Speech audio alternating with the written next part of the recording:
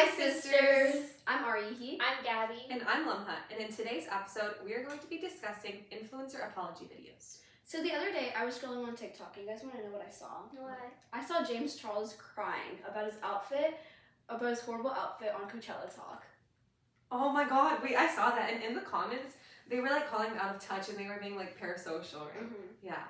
I feel like the James Charles controversy has once been around for like a really long time. Yeah, he's been involved in quite a bit actually. Like, one that's worth talking about would be the bi-sister scandal. Oh.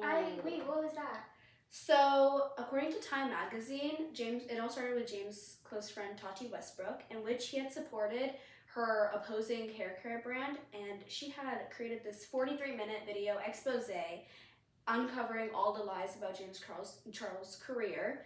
And following this video, James had responded to it with an inauthentic apology video where he had crocodile tears and kind of like a victim mindset. Yeah. I remember when that was all over the internet. But like, how do influencers like even go about these type of videos? Well, actually, the other day I was reading this really interesting research paper. It was from BYU scholars, and it was talking about like these different theoretical frameworks that people use in their videos, and it was just a lot more than I thought because, I originally thought that influencers would just set a camera up and just say what came to their mind, but Speaking from the heart. Yeah, speaking from the heart, but it actually involves like so much more like manipulation and like certain like standard, and I feel like I can see that now when I go onto YouTube apology videos. Like it's kind of the same, It's kind of like they're training for it in a way. Yeah. Like, I don't know. That's a good way to like phrase it. I remember reading that article as well, and like a key idea from it that I remember being like it kind of centered around was transparasocial relationships. Basically, these are almost one-sided connections between viewers and the influencers, and it kind of leads to this obsessive and almost alarming attachment and forgiveness to these influencers, even though like if you really think about it, the influencers don't even know that the people watching their videos exist. Mm-hmm. Yeah, and I think that like role of sympathy that the influencers are so like keen on from their following is what they are like wanting to receive after these type of apologies videos. Mm-hmm. So there's a writer at the Baylor Laureate that described other key structures in videos like these, and one of them being that the videos are often uncut, meaning they don't stop their video to prepare or redo anything, and a really low quality, which like with their camera, and this really plays into their vulnerability and like desire to create almost a superficial sense of genuinity. Yeah, and also I remember reading that, and it talked about how they're able to like control their tone in such a way. I think it's sad that they speak like slowly and they speak sadly, and also a lot of them like cry their makeup off, or maybe they don't even wear makeup in the first place because it creates more of a sense of innocence, like vulnerability, like you said. And for like makeup influencers like James Charles, isn't he a makeup? Yeah. Of some sort. I feel like that's really strange. Yeah, too. It's pretty ironic too. Like after you did all this, you get on video for the first time you're not wearing makeup. Yeah. Like, and and I don't really know how people are sort of believing all this like whole thing if they're if they're crying off their makeup, like doesn't it come off as like ingenuine? Wait, well actually, like on that note, I read this one article by Melissa Dolan, and it talked about like the overall impact of social media on apologies of public figures, and it actually stated that receivers of the apology often did find apology videos given by public figures to be disingenuous and like inadequate. So I feel like that kind of shows a different side of it. Mm-hmm. Right, and that study also concluded that around 58% of viewers, so more than half, actually value the commitment of the figure or influencer to take action and resolve their wrongdoings rather than like their timely like response to the issue.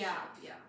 And I feel like that shows that like apologizing doesn't immediately fix everything, because like even for famous celebrities, evidently, because it's just, I feel like it's rendered useless by the audience until they actually see like real change. Yeah, and like I feel like a normal audience who's not obsessed with these certain influencers are keen to like see how they're not very like the ones that are more like detached from social media. They're not like it's kind of like Do you guys know the whole like Taylor Swift like fan base and how people are like almost Yeah. or like even how like football or soccer like fans are like so attached to their name. Like I feel like kind of I feel like if like there needs to be like a little bit of a sense of disconnection so that they can actually see like what's actually happening here, not just like immediately fall into it. Yeah, and when they're detached, they're not really falling for this whole sorry, not sorry type of approach. But these devout followers of these influencers and makeup artists are followed back into that transparasocial relationship and mindset, and where they're just blinded by their following and their obsession, and they fail to see past these like this artificial. Yeah. And you know what? I actually read I heard about like what you're talking about. I heard about it in my psychology class. They defined it as emotional manipulation, and I actually read this article from Psych Central, and it basically defined emotional manipulation as when someone uses your emotions to get what they want, or like influence your ideas or steer your behavior. And so I feel like that's like something that's very, very evident when it comes to defining like what actually happens when we're watching these influencer apology videos. And it's kind of scary to talk about how these influencers are willing to go to manipulation tactics in a way for their audience, and they kind of go past a lot of ethical boundaries. Yeah. And I read this article from the Department of Sociolinguistics at UCLA that apology videos share like any patterns in their word choice and their behavioral manners, and they're kind of just developed just to get away from the chains of cancel culture as a whole. Yeah. And I feel like the way that they use charged language can be like associated with like desperation too. Right.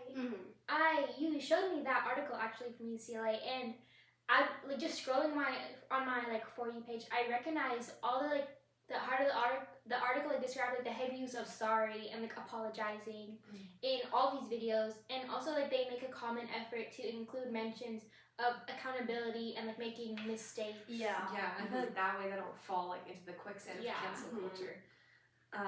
But also, I feel like something that's really important to talk about is the fact that YouTubers actually make money off of the comments and the. I think that's insane. Yeah, that's crazy. Because like I feel like it's just like completely like dissonate. Like, how are they making money off of a video that they're apologizing for doing something bad? And as we like accounted for, they're kind of manipulating their viewers, and then they are making money off of it. It kind of seems ingenuine. It feels so ingenuine. It takes away from the alleged. It's almost like I don't know the word for it, but just like it just kind of like it like hurt. Yeah, it hurts. Yeah. You're so right, because I was looking at a research article from Science Direct actually like right before this, and explained how these videos are actually like insecure and predictable in that they're primarily made for monetization and avoiding cancel culture rather than being like truly apologizing. Yeah. Literally, the worst part is they could turn off this feature. Monetization is an optional feature. They could turn it off, or even if they did make money off of it, they could have given it to a charity and nonprofit. Like, they don't need to. There's actually an option on YouTube that allows for all proceeds to directly go to a charity such as a church. Exactly. So right, like a really great example of this was a popular YouTuber I used to watch named Cozy Kitsune, and she made a really she made a really interesting apology video, and there's even like a research paper on it, which I think is crazy, and it talks about how she monetizes her videos and asks her viewers to like understand like why she does this. Yeah, and it's just funny. Like, the reason we're laughing is because the irony, like, it's so ironic. And she says she gets it out of like a way of living, but she's making money off of these videos. Yeah. And I feel like also we need to zoom out. Like, what? Like, how is this happening? Yeah, and like I don't even know, like what are the implications of like this information for people who just watch these videos for like entertainment purposes? Like, so, well, obviously these controversies are gonna have an effect on people, right? Especially in our generation, because like you remember cancel culture, right? Oh yeah.